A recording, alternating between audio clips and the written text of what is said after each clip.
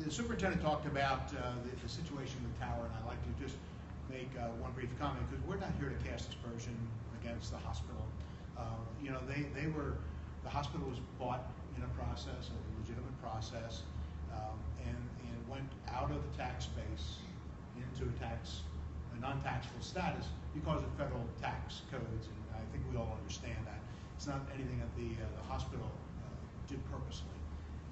I've talked to Rich Newell any number of times about the situation, and I know that he understands the criticalness of the hospital remaining a good partner to Pottstown, particularly to the school district.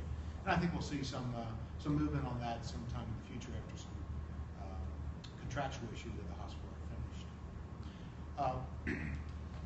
Back in June, when we were doing the budget, and there's just for anybody who has any question about the timing of the granting of this money, back in June we began the discussions with the superintendent, John Armato, and others from the school district were out, where they had an opportunity to present not only to myself but also to the budget secretary, working with the governor, their case, the case that Pottstown needed additional funding. And we were able to push that across and get it into the budget. So by June 30th, we knew you were going to be getting the $1 million, but then we had to go through the grant process itself, filling out the paperwork, make sure that it was allocated correctly. So that's why it's taken until, what is today, September 20th? 19th? What is it? 20th, thank you. It's a campaign season. They're all blurring together for me right now these days.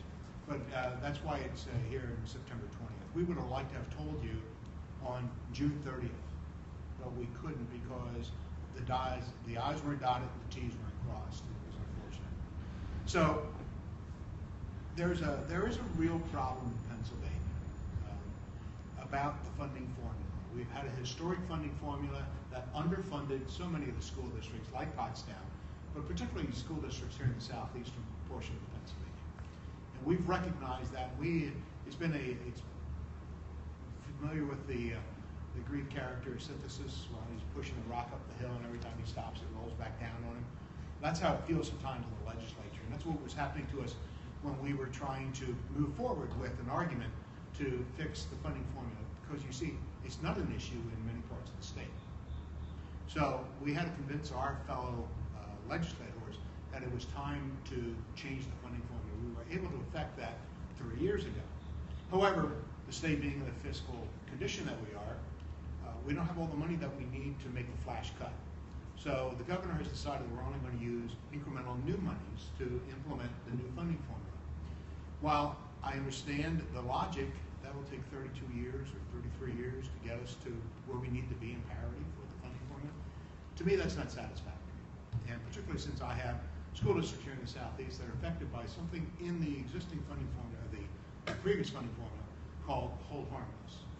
So working with Representative Quigley, he and I in each of our chambers have introduced legislation to try and change the hold harmless portion of the funding formula.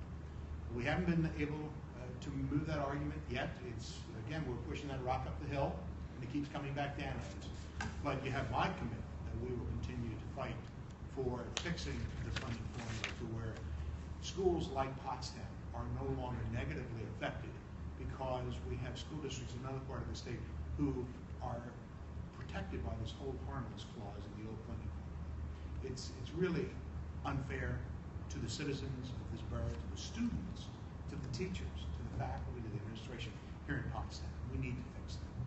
So we do recognize that. And in closing, I want to say, while Steve said man of the hour, I didn't do this alone.